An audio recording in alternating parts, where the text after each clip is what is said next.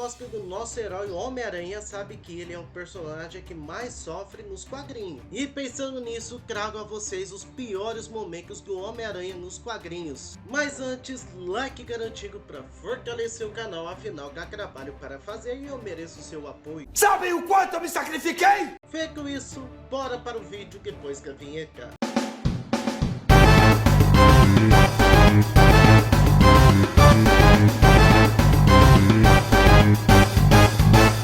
Número 1. Os quadrinhos Trouble. E acredite se quiser, os piores momentos da vida de Peter Parker começam antes de seu nascimento. É o quê?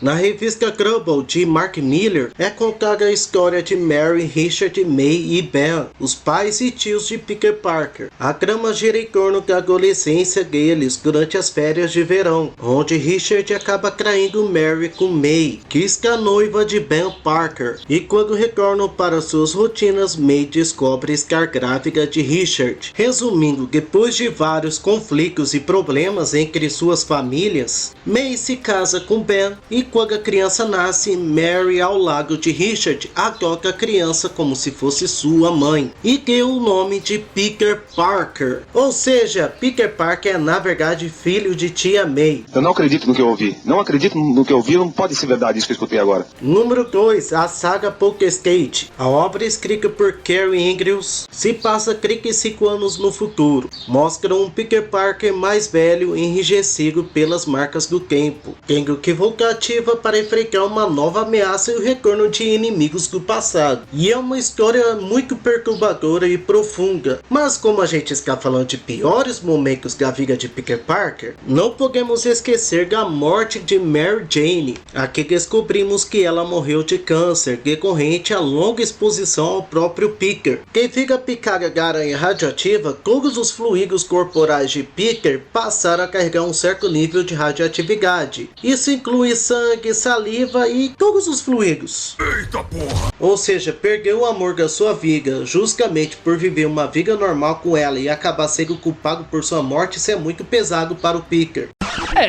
Realmente. Número 3. A noite que Gwen Stacy morreu. Gwen Stacy foi um interesse amoroso mais importante da vida do Homem-Aranha nos anos 60 e 70. Justamente por isso sua morte foi tão impactante. Sequestrada pelo Duende Verde e jogada no topo da ponte Brooklyn. Ao tentar impedir a queda de sua namorada, Peter Parker alcançou com sua teia, mas a parada brusca fez com que Gwen quebrasse o pescoço e acabasse morrendo. Esse acontecimento alterou completamente a vida do Homem-Aranha, deixando as histórias seguintes ainda mais sérias. Esse acontecimento com a Gwen também aconteceu no filme O Espetacular Homem-Aranha 2. Número 4. Pecados Pretéritos. Esse é outro arco dos piores momentos da vida de Peter Parker que também envolve a Gwen Stacy e o Duende Verde. Gwen Stacy sempre foi vista como uma moça pura e de bom caráter e fiel ao seu namorado, mas tudo isso foi por água abaixo em Pecados Pretéritos. A saga escrita por Michael Krasinski e ilustrada pelo brasileiro Michael Delgado Jr., recontando a história da personagem, e mostrou que Gwen teve um caso com ninguém mais e ninguém menos que Norma Osborn, e ela teve filhos gêmeos criados por Norma Osborn e foram envelhecidos artificialmente. E quando seu pai Norma Osborn morreu, Gabriel Stacy foi se vingar do Homem-Aranha como Duende Cinza. Eita porra! E depois ele descobre que na verdade os gêmeos estavam sendo manipulados o tempo inteiro por Norma Osborn e que na verdade eles são filhos biológicos de Peter Parker. No, God, please, no! No! E sabe qual que é o pior? Antes da filha da Gwen descobrir que é filha de Peter, ela se apaixonou pelo próprio pai. Olha que bizarro! Eu tô passada, chocada. Número 5. O Ladrão de Vidas. A primeira vez em que os pais do Peter foram citados nos quadrinhos foi em Marvel Anual número 5. Aqui onde descobrimos que Mary e Richard eram agentes secretos que morreram durante uma missão. Porém, na edição 386 de Amazing Spider-Man, os personagens retornam como se nada tivesse acontecido. Mais tarde descobrimos que tudo não passava de um plano do Camaleão para assassinar o Homem-Aranha, e os pais de Peter eram na verdade robôs programados para seguir as ordens de McGargan. Ai, não! Número 6. As transformações do Homem-Aranha durante a saga dos Vingadores. Na história, Peter é beijado por uma vilã misteriosa conhecida como a Rainha. Depois disso, o Cabeça de Teia começa literalmente a se transformar em uma aranha. Quando a transformação está completa, um novo Peter Parker surge de dentro do corpo do aracnídeo. O novo Homem-Aranha possui lançadores de teias orgânicos, muito idêntico aos filmes do Sam Raimi, e a habilidade de se comunicar com os insetos telepaticamente. Infelizmente, esse novo poder não durou muito tempo.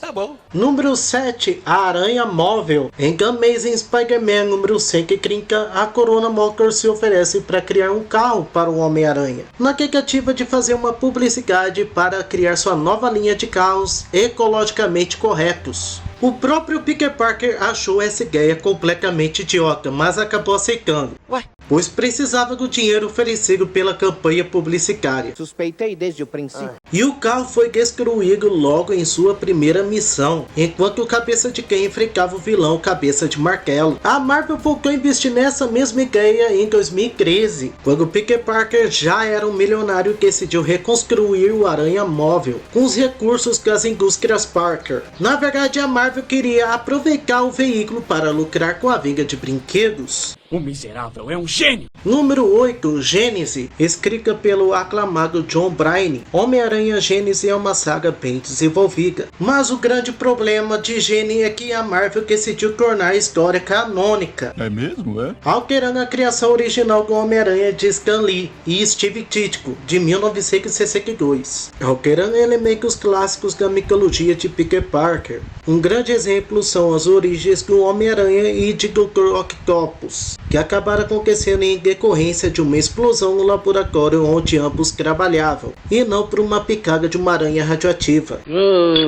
Número 9. A saga do Superior Homem-Aranha. Na trama vimos Dr. Octopus trocar de corpo com Peter Parker e deixar o verdadeiro Homem-Aranha morrer, tornando-se um novo herói. O Superior Homem-Aranha era muito mais violento que Peter Parker e eliminava seus inimigos definitivamente, além de ser extremamente egocêntrico. O pior é que o fantasma do Peter Parker acabou retornando e presenciou tudo o que estava acontecendo, incluindo o relacionamento de um dos seus maiores inimigos com sua própria namorada, Mary Jane. E por último, que acredito ser um dos piores, é Um Dia a Mais. Depois que Peter Parker revelou sua identidade em Guerra Civil, o rei do crime contratou um assassino para matá-lo. O Homem-Aranha conseguiu escapar do tiro, mas Tia May foi atingida pelo disparo. E conforme os dias iam passando, a Tia May foi ficando cada vez pior. Peter recorreu a todo o recurso que podia, mas nenhum herói conseguiu ajudá-lo. Ou será que não queriam?